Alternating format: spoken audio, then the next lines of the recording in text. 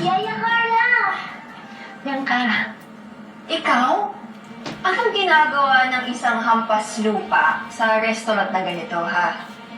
Alam ba ng owner ng restaurant na nag-employ sila ng isang ahas? Teka, I remember you.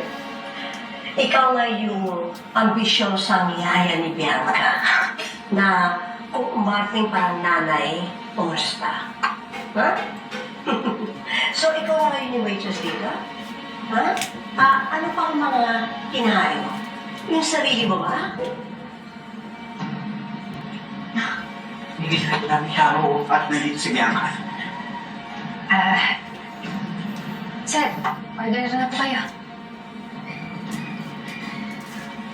Sir, kung wala kayong mapili, wala kasi doon sa menu, pero alam ko naman yung paborito mo, sir, eh. Dinakdakan. Pwede pong lutuin sa kitchen para sa inyo, sir. Sige, yun na lang. Sige po. Ikaw po, ma'am. Ang order ko yung bulalo na may kumpletong sangkap at may patatas.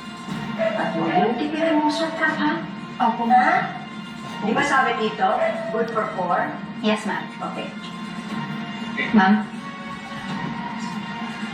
Okay na. Ikaw, Bianca, may gusto ka ba?